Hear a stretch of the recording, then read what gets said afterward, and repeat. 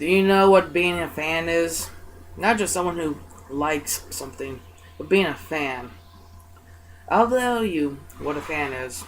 A fan is someone who protects the modern day mythos. And whichever modern day mythos you are a fan of, you are a protector of. If you're mainly a Batman fan, you're a protector of the Batman mythos. If you're a Superman fan, likewise. But I'm going to go ahead and assume that I'm talking to kaiju fans, and more specifically, Godzilla fans. And you've let SciFiJapan TV die. Not saying that maybe, who knows, nothing's written in stone, maybe they'll come back in a year. But it did not have to be this way. You American fans don't know how good you have it. And it's really been the Western world who, as of the past decade, has been really doing a lot of the keeping Godzilla in the public spotlight alive. For example, it was Americans who made the Atari games. Okay, Godzilla Save the Earth, Godzilla Domination. Americans. This new film, Americans, with some Brits and some Canadians. The IDW comic book series, Americans. It's almost as if it's turned the other way around now. Japan isn't really getting any of the new stuff anymore. And we got SciFiJapan TV, which is great. Which is just phenomenal. I was part of the generation that, except for Henshin Online and MonsterZero.us, which were pretty much only two real big news sites out there, maybe some Tokyo Monsters, maybe some Toho Kingdom, you had to type in Godzilla.co.jp, enter, and maybe look at some pictures. Me and a whole bunch of other people not being fluent in Japanese, not being able to read or write it.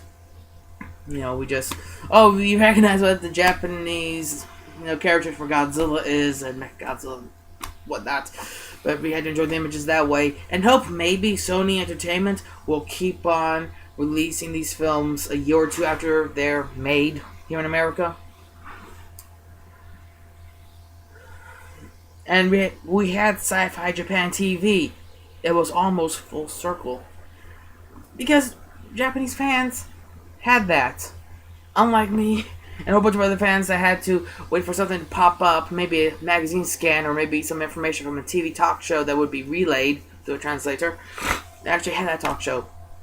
They had tons of merchandise. They didn't need to wait for it to be exported. No. And these things matter. All of this matters. This Jack specific Godzilla toy. Want to know how it matters? That was the first toy of the new Godzilla to have been hit on the shelves. It has sentimental value to me because it was the last Godzilla toy my mom would ever buy me. This being on the shelves, just that alone, helped market this new film. This toy sold better than any merchandise from big blockbusters like The Amazing Spider-Man 2 or anything else that came out early this year. You can look that up. And we have toys long gone, missing. I think a Bullmark or a Marusan Mecha Kong. Gone. Except for a couple of obscure photos. No one can see that anymore. No one has seen a real one in real life. Ever. Pretty much.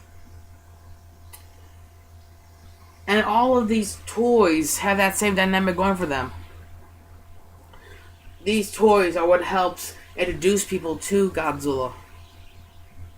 These toys help inspire the imagination of people.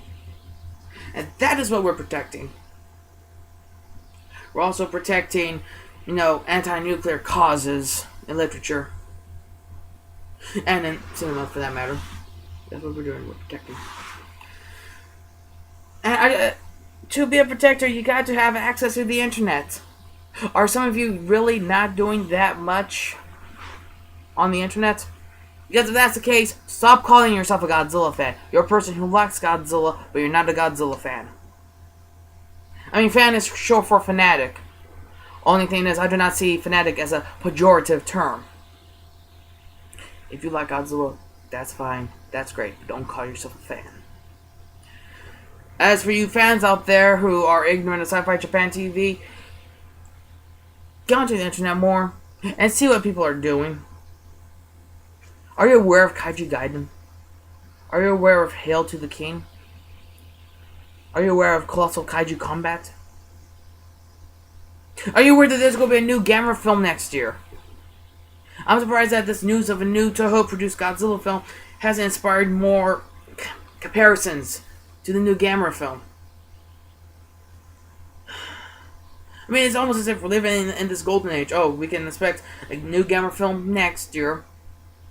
The year after that, a new Godzilla film. Year after that, Pacific Rim 2. Then year after that, Godzilla 2.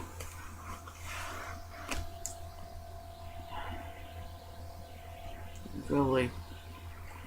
If you're not someone like me, who watch every single episode of SciFiJapan TV, and at least did a little bit of marketing for it, then you are to blame. You are. Now, of course, you couldn't help it if you are just a newly formed, Godzilla fan. I see little 8-year-olds and 9-year-olds. That's different. They didn't learn about Godzilla really until this happened. But if you're one of those fans who has been a fan for at least the past 2 years since I've made this video, and you don't watch SciFiJapan TV, maybe you didn't care. Or, again, you didn't do your research like you're supposed to. That's part of the criteria for being a fan. There is a criteria for this. And you've let SciFiJapan TV die. You let something that me and a whole bunch of other people liked die. Your irresponsibility has affected us. Shame on you. I'm being condescending, and you know something? I damn well have the right to be condescending to you. I do.